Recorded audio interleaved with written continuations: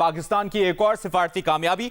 Iran अमरीका मुज़ाकरात का दूसरा दौर अगले हफ्ते के इख्तिताम पर इस्लामाबाद में होने का इम्कान है। ज़राए का कहना है कि मुज़ाकरात के दूसरे दौर की तैयारियों के लिए इंतजामिया और सिक्योरिटी इदारों को तैयारियों की हिदायत जारी कर दी गई हैं। मुज़ाकरात में अमरीकी वफ्द की नुमाइंदगी नायब सदर जेडी वेंस, स्टीव विटकॉफ और जेरेड कुशनर करेंगे।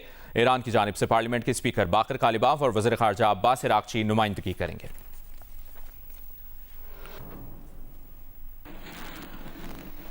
ईरानी वज़ारत ख़ारजा के तर्जुमान इस्माइल बक़ाई का ताज़ा तरीन बयान शामिल करते हैं। उनका कहना है कि अब जो भी मुज़ाकरात होंगे मुकम्मल जंगबंदी के लिए होंगे। पाकिस्तान के जरिए अमरीका से पैगामात का तबादला किया जा रहा है। मुज़ाकरात के तसलसल में ईरान आज पाकिस्तानी वफ़द की मेज़बानी करेगा। इस्लामाबाद में मुज़ाकरात के दौरान मुकम्मल जंगबंदी, पाबंदियाँ हटाने और जंग में होने वाले नुकसानात के अज़ाले पर बात की गई थी।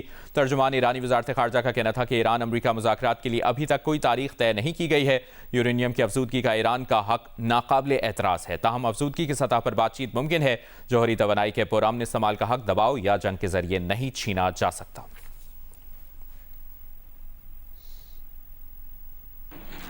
अमरीकी नायब सदर जेडी वेंस का ताज़ा बयान शामिल करेंगे। उन्होंने कहा है कि ईरान से मुज़ाकरात जारी हैं। सदर डोनाल्ड ट्रंप ईरान से झूठी नहीं जामे डील चाहते हैं, इसीलिए अभी तक डील नहीं हो सकी। 49 बरस का अदम एतमाद एक रात में ख़त्म नहीं हो सकता। आबनाए हुर्मुज़ की नाकाबंदी और अमरीका ईरान मुज़ाकरात के अगले दौर पर मुशावरत के लिए वज़ीर आज़म शहबाज शरीफ सऊदी अरब के दौरे पर रवाना हो गए हैं। वज़ीर आज़म कतर और तुर्की भी जाएंगे। वज़ीर आज़म आज सऊदी वली अहद मोहम्मद बिन सलमान से मुलाकात करेंगे। तर्जुमान दफ्तर ख़ारजा के मुताबिक सऊदी अरब और कतर के दौरे दो तरफ़ा ताल्लुकात और इलाक़ाई अमन पर मरकूज़ होंगे। वज़ीर आज़म तुर्की में अंतालिया डिप्लोमेसी फोरम में शिरकत करेंगे और आलमी रहनुमाओं के साथ लीडर्स पैनल में पाकिस्तान का मौक़िफ़ पेश करेंगे।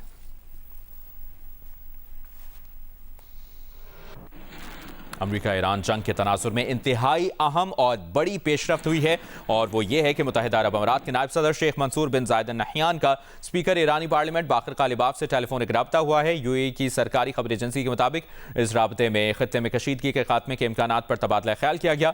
28 फरवरी को ईरान पर अमरीकी और इसराइली हमलों से छिड़ने वाली जंग के बाद से ईरान और मुत्तहिदा अरब अमारात के दरमियान ये आला सतह का पहला राब्ता है। वाज़ेह रहे कि अमरीकी और इसराइली हमलों के जवाब में ईरान ने खलीज में अमरीकी ठिकानों पर हमले किए। इन हमलों में यूएई ज़्यादा निशाना बना। यूएई में अमरीकी अड्डों के अलावा होटलों, यूनिवर्सिटीज़, तिजारती मराकज़ और तवानाई तंसीबात पर हमले हुए।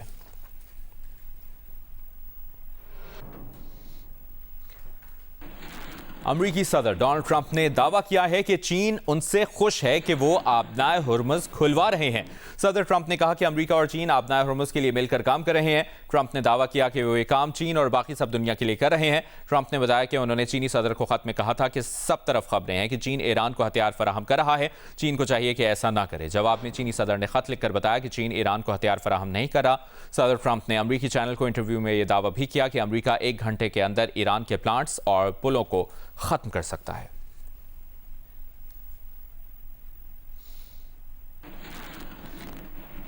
ईरानी समंदरों की अमरीकी नाकाबंदी के बावजूद एक और तेल बरदार सुपर टैंकर आबनाए हुर्मुज़ को क्रॉस कर गया है। ये ताज़ा तरीन खबर आपसे शेयर कर रहे हैं। ईरान की फार्स न्यूज़ एजेंसी ईरान के सदर मसूद पज़ेश्कियान का कहना है कि ईरान जंग नहीं चाहता, मुज़ाकरात के लिए हमेशा तैयार हैं। दुश्मन की मर्जी मुसल्लत करने या सरेंडर पर मजबूर करने की कोई भी कोशिश नाकाम होगी। बैनुल-अक़वामी कानून और इंसानी उसूलों के दायरा-कार में शहरियों और बच्चों को निशाना बनाने, स्कूलों और अस्पतालों समेत अहम मराकज़ को तबाह करने का क्या जवाब है?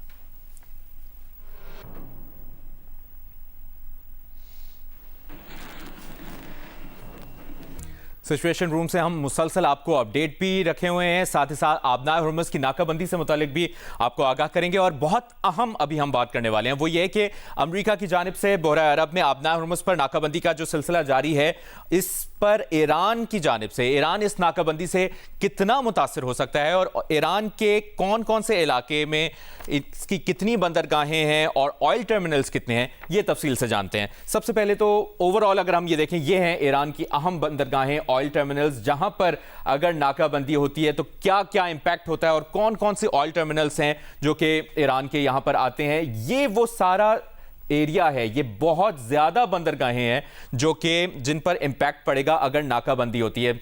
आबदान बंदरगाह की बात करें, इमाम खुमैनी बंदरगाह की बात करें, बंदरगाह माशर या रास भरगान की बात करें, जजीरा खार्ज से हम मुसलसल बड़ा आपको अपडेट करते रहें और इसके बारे में हम आपको बताएं कि ये ईरान के साहिल से तकरीबन 30 किलोमीटर दूर है जजीरा खार्क, जिस पे हम तफसील से पहले भी बात की है। और ये जजीरा सूबा बुशहर का हिस्सा है। ईरानी खाम तेल की 90% बरामदात यहीं से होती हैं, जबकि तेल जखीरा करने के 40 टैंक्स 2 करोड़ बैरल तेल जमा करने की इसकी सलाहियत है। और ये जब यहां पर नाकाबंदी होगी, इसका क्या ओवरऑल इंपैक्ट पड़ेगा, ये हम जान रहे हैं और जानने की कोशिश भी कर रहे हैं। इसका ओवरऑल ईरान के साथ साथ पूरी दुनिया की मईशत पर क्या असर पड़ सकता है। साथ ही साथ साइरस ऑयल टर्मिनल है, ये भी बहुत अहम है। जजीरा लावान, इसको भी डिस्कस करना बहुत जरूरी है। ये बड़े oil terminal, refinery gas field है। ईरान के 4 बड़े खाम तेल के बरामदी टर्मिनल्स में से एक यहां पर है। ये जजीरा लावान बहुत एक इंपॉर्टेंस रखता है। और ओवरऑल ये आप आबनाए होर्मुज़ को देख सकते हैं, कहां कहां से होते हुए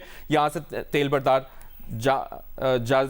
बरदार जहाज़ों का सिलसिला जारी है। और ये जो नाकाबंदी का सिलसिला जारी है और इसका क्या इंपैक्ट पड़ रहा है और आने वाले दिनों में क्या इंपैक्ट पड़ सकता है, उसको हम डिस्कस कर रहे हैं। सेरी ऑयल टर्मिनल की बात करते हैं। ईरान की अहम तरीन खाम तेल बरामदी सहूलियात में से एक है। खार्क और लावान के बाद ईरान का तीसरा बड़ा ऑयल एक्सपोर्ट टर्मिनल है, इसको हम डिस्कस कर रहे हैं। साथ ही साथ जजीरा कैश है, जहां पर कुदरती गैस की बड़ी तंसीबात हैं और इससे निकाली गई गैस को पाइपलाइन के जरिए असलूया भेजा जा रहा है। तो जनाब, ये जो नाकाबंदी जारी है और इसका क्या इंपैक्ट पड़ रहा है, इसको हम तफसील से जान रहे हैं। बंदर अब्बास की भी बात करना बड़ी जरूरी है। ईरान की मुआशी शाहरग है ये इलाका, आबनाए होर्मुज़ का ये बहुत अहम तरीन इलाका, एरिया, बंदरगाह समझी जाती है। आबनाए होर्मुज़ के किनारे वाक़ होने की वजह से इसको स्ट्रेटेजिक हैसियत हासिल है। यहां पर तिजारत, तेल रिफाइनरी, पेट्रोकेमिकल इंडस्ट्री का मरकज इसको कहा जाता है। जबकि बंदर अब्बास रिफाइनरी की तेल की पैदावारी सलाहियत 3,50,000 बैरल यौमिया है। जी हाँ नाजरीन, 3,50,000 बैरल यौमिया है। और ये इसका बड़ा इंपैक्ट है, आप देख सकते हैं। इसकी लोकेशन से आपको अंदाजा हो रहा होगा कि इसकी कितनी ज्यादा इंपॉर्टेंट है। जासिक ऑयल टर्मिनल की भी बात करना जरूरी है। आबनाए होर्मुज़ से बाहर आ जाएं, ईरान का इंतहाई अहम स्ट्रेटेजिक ये मंसूबा है और आबनाए होर्मुज़ की बंदिश की सूरत में बरामद करने की सलाहियत इसके पास है। और ये चाबहार बंदरगाह को भी डिस्कस करते हैं। आबनाए होर्मुज़ से बाहर है, बुहराए ओमान के साहिल पर वाक़ है। ईरान की वाहिद समंदरी बंदरगाह है जो आबनाए होर्मुज़ से बाहर है और बराह रास्त बहरे हिंद तक रसाई देती है। इसका क्या इंपैक्ट पड़ सकता है आने वाले दिनों में, वो भी हम आपको डिस्कस कर रहे हैं। तो इस तरह हमने आपको तफसीली तौर पे बताया कि नाकाबंदी जारी है और ओवरऑल क्या ईरान किस किस तरह से मौशी तौर पर इंपैक्ट पड़ेगा और उसके बाद फिर पूरी दुनिया में क्या इंपैक्ट पड़ेगा, ये हमने जाना। ये भी बताना जरूरी है, ईरान तेल और गैस की बरामदात, आबनाए होर्मुज़ से बरामदात इसकी 80% हैं। जबकि ट्रेड इंटेलिजेंस फर्म क्लिपर की अगर बात की जाए तो 2025 में 16 लाख बैरल और मार्च 2026 में यौमिया 18 लाख बैरल। अप्रैल 2026 की बात की जाए तो 17 लाख बैरल, यानी 2 माह में ईरानी बरामदात बढ़ी। और अरब मीडिया जो रिपोर्ट कर रहा है उसके बारे में बताते हैं। अरब मीडिया ने बताया कि जंग के दौरान 15 मार्च से 14 अप्रैल 2026 तक की ये डेटा है। बरामद किया 5.5 करोड़ बैरल खाम तेल, जबकि कमाए 5 अरब डॉलर। जी हां, 5 अरब डॉलर कमाए। और ये सूरत हाल सामने आपके कि जंग से पहले क्या सूरत हाल थी। जंग से पहले इन्होंने कमाए 3.45 अरब डॉलर और इस दौरान, जंग के दौरान 5 अरब डॉलर कमाए। तो ये सूरत हाल जिसके बारे में हम आपको आगाह कर रहे हैं, आबनाए होर्मुज़ की नाकाबंदी और सिचुएशन रूम से हमने आपको आगाह किया है। एक ताज़ा तरीन खबर भी हम आपसे शेयर करते चलें, वो है कि इस्राएली फौज ने कहा है कि पिछले 24 घंटों में लबनान में 200 मकामात पर हमले किए। एक बयान में इस्राएली फौज ने दावा किया कि उसने लबनान के जुनूब में हिजबुल्लाह के ठिकानों को निशाना बनाया। आज सुबह ही इस्राएली फौजी तर्जुमान ने जनूबी लबनान के लोगों को इनखला की अर्जेंट वार्निंग जारी की थी। लबनान की वजारत सेहत के मुताबिक 2 मार्च से अब तक लबनान पर इस्राएली हमलों में हलाक अफराद की तादाद 2124 हो चुकी है, जिनमें 168 बच्चे और 88 हेल्थ वर्कर्स भी शामिल हैं। और अभी एक और अहम अपडेट, फॉरेन प्रेस एसोसिएशन की जानिब से कहा गया है कि 28 मार्च को इस्राएली फौज के हमले में शहीद लबनानी सहाफ़ी की झूठी तस्वीर जारी की गई। एलामिया के मुताबिक इस्राएली फौज ने हिजबुल्लाह यूनिफॉर्म में सहाफ़ी की झूठी तस्वीर सोशल मीडिया पर शेयर की। तस्वीर सहाफ़ी को बदनाम करने के लिए जारी की गई। हालिया जंगों में इस्राएली फौज ने सहाफ़ियों को बदनाम करने के लिए ऐसे हरबे कई बार इस्तेमाल किए। फॉरेन प्रेस एसोसिएशन के मुताबिक अक्टूबर 2023 से जारी इस्राएली कार्रवाइयों में 200 से ज़ायद फ़लस्तीनी सहाफ़ी मारे जा चुके, जिनमें से कई के इस्राएली फौज ने अस्करियत पसंद होने का दावा किया, लेकिन कोई सबूत पेश नहीं किया।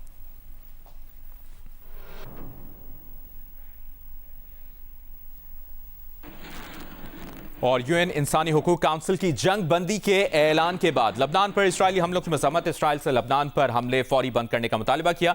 एक बयान में यूएन माहिरीन ने अमेरिका से मुतालबा किया कि वो अपना रसूख इस्तेमाल करते हुए यकीनी बनाए कि इसराइल हमले रोक दे। यूएन माहिरीन ने तमाम रुकन ममालिक से इसराइल को हथियारों की तरसील रोकने का मुतालबा भी किया है।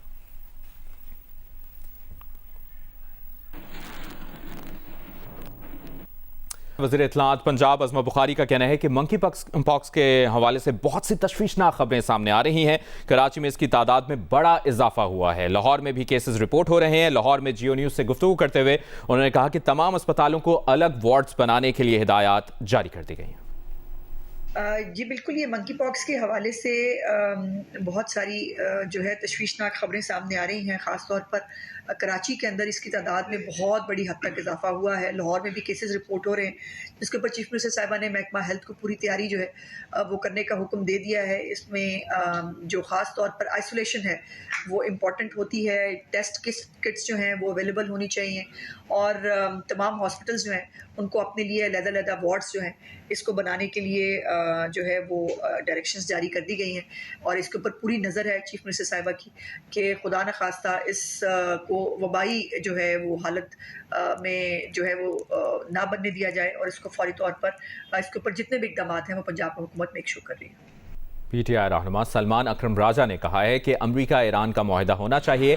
अमन का किरदार अदा करना पाकिस्तान का फ़र्ज़ था। अलीमा खान ने जो बातें की उनसे शदीद इख्तलाफ है।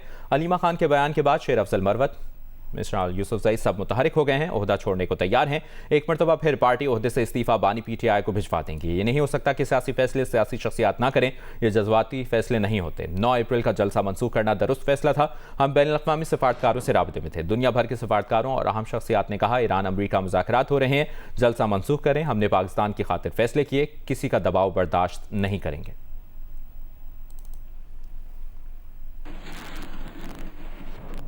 वज़ीर मुमलिकत ओन चौधरी से कुवैती सफ़ीर और ऑस्ट्रेलियन हाई कमिश्नर ने मुलाकातें की हैं, जिनमें दो तरफ़ा ताल्लुकात और ओवरसीज़ पाकिस्तानियों के मसाइल पर तबादला ख्याल किया गया। कुवैती सफ़ीर और ऑस्ट्रेलियन हाई कमिश्नर ने खलीज में अमन के लिए पाकिस्तान की तारीफ़ की और वज़ीर आज़म शहबाज शरीफ और फील्ड मार्शल आसिम मुनीर की काविशों को सराहा। ओन चौधरी ने कहा कि पाकिस्तान खत्ते में अमन के फ़रोग़ और तनाज़ात की सिफारती हल के लिए तामीरी किरदार जारी रखेगा। मेयर कराची मुर्तज़ा वहाब ने कहा है कि शहर में बैनर्स और पोस्टर्स लगाने से सफाई नहीं आएगी। ऐसे अनासर के खिलाफ कार्रवाई पर गौर किया जा रहा है। मैं भी देख रहा हूँ शहर के मखसूस सिग्नल्स के ऊपर बैनर लगे हुए हैं, कराची को हक दो। उसमें एक नारा है कराची को साफ करो और नीचे लिखा है जमात इस्लामी। मैं सवाल पूछना चाहूँगा, अगर सड़क पर जाके बैनर लगाओगे तो क्या शहर साफ किया जा रहा है? अगर किसी दीवार पे जो साफ है दीवार उसके ऊपर जाके पोस्टर लगा दोगे तो क्या शहर साफ होगा? मैं इस हवाले से, क्योंकि अब तो हाई कोर्ट का एक फ़ैसला भी आया है, मैं तो इस चीज़ के ऊपर गौर व फिक्र कर रहा हूँ कि मैं एक मीटिंग करूँगा इंतज़ामिया के साथ। जितने भी ये प्रिंटिंग प्रेस वाले हैं ना, ये जो इस तरह के बैनर लगाएंगे ना, उनको सील करेंगे। अब हसन अब्दाल गुरुद्वारा श्री पंजा साहब में बैसाखी मेले की 3 रोज़ा तक़रीबात इख्तिताम पजीर हो गई। रिजवान शाह रिपोर्ट कर रहे हैं। हसन अब्दाल में वाक़या गुरुद्वारा श्री पंजा साहब में बैसाखी मेले की 3 रोज़ा तक़रीबात इख्तिताम पजीर हो गईं। इस रूह परवर मेले में अंदरून मुल्क के अलावा भारत और दीगर ममालिक से आए हुए सिख यात्रियों ने शिरकत की। यात्रियों ने मजहबी रसूमात अदा की, गुरुद्वारा में हाज़िरी दी और मजहबी अकीदत का इजहार किया। मैं गुरजीत सिंह अमृतसर तो आया इंडिया तो। पाकिस्तान वालियां ने तो मतलब दिल जित लिया साडा, मुहब्बत इन्नी उन्होंने की है। इंतजामात तुहाडे बहुत अच्छे ने और गुरु नानक महाराज के चरणों च आके तो इंज लग रहा भी सानू जन्नत मिल गई है। मेरा नाम अमनदीप है, मैं इंडिया से आया हूँ, दिल्ली से। और यहाँ पे पाकिस्तान में पहली बात सिक्योरिटी बहुत अच्छी है। जितने भी सिक्योरिटी में लोग हैं, जितने भी रेंजर्स हैं, कमांडोज हैं, बहुत अच्छे तरीके से हमारे साथ बर्ताव कर रहे हैं। ऐसा लग रहा है कि हमारे अपने ही हैं। ਅਸੀਂ ਪਹਿਲਾਂ ਗੁਰਦੁਆਰਾ ਸ਼੍ਰੀ ਨਨਕਾਣਾ ਸਾਹਿਬ ਦਰਸ਼ਨ ਕੀਤੇ। ਨਨਕਾਣਾ ਸਾਹਿਬ ਦੇ ਵਿੱਚ ਵੀ ਸਿਕਿਉਰਿਟੀ ਦਾ ਇੰਤਜ਼ਾਮ ਔਰ ਰਹਿائش ਦਾ ਪ੍ਰਬੰਧ ਬਹੁਤ ਵਧੀਆ ਸੀ। ਹੁਣ ਆਪਾਂ ਪੰਜਾ ਸਾਹਿਬ ਵਿਖੇ ਹਾਂ, ਵਿਸਾਖੀ ਦਾ ਤਿਉਹਾਰ ਮਨਾ ਰਹੇ ਹਾਂ ਔਰ ਇੱਥੇ ਵੀ ਬਹੁਤ ਵਧੀਆ ਪ੍ਰਬੰਧ ਹੈ, ਸਿਕਿਉਰਿਟੀ ਦਾ ਬਹੁਤ ਵਧੀਆ ਪ੍ਰਬੰਧ ਹੈ। ਪਾਕਿਸਤਾਨ ਬਹੁਤ ਹੀ ਵਧੀਆ ਲੱਗਿਆ ਜੀ। ਇੱਥੇ ਸਾਡੇ ਗੁਰੂ ਪਹਿਲੇ ਗੁਰੂ ਪਾਤਸ਼ਾਹ ਗੁਰੂ ਨਾਨਕ ਦੇਵ ਜੀ ਦਾ ਜਨਮ ਸਥਾਨ ਹੈ ਜੀ। ਇੱਥੋਂ ਦੇ ਦੇਸ਼ਾਂ ਵਿਦੇਸ਼ਾਂ ਦੀ लोग आए हुए हैं जी। तकरीब के दौरान सिक्योरिटी के सख्त इंतजाम किए गए थे। जिले इंतजामिया और दीगर इदारों की जानब से यात्रियों को हर मुमकिन सहूलत फराहम की गई। कैमरा टीम के साथ रिजवान शाह, जियो न्यूज़, हसन अब्दाल। अभी ताज़ा तरीन अपडेट ये है कि वज़ीर आज़म शहबाज शरीफ सऊदी अरब पहुँच गए हैं। कतर और तुर्की भी जाएंगे। इस वक्त वो सऊदी अरब पहुँचे हैं, जहाँ पर वो सऊदी वली अहद मोहम्मद बिन सलमान से आज ही मुलाकात करेंगे। किंग अब्दुल अजीज़ इंटरनेशनल एयरपोर्ट पर गवर्नर जद्दा ने वज़ीर आज़म शहबाज शरीफ का इस्तकबाल किया है। आपको ये भी बताएं कि तर्जुमान दफ्तर ख़ारजा के मुताबिक सऊदी अरब और कतर के दौरे में दो तरफ़ा ताल्लुकात और इलाक़ाई अमन पर तवज्जो मरकूज़ होगी।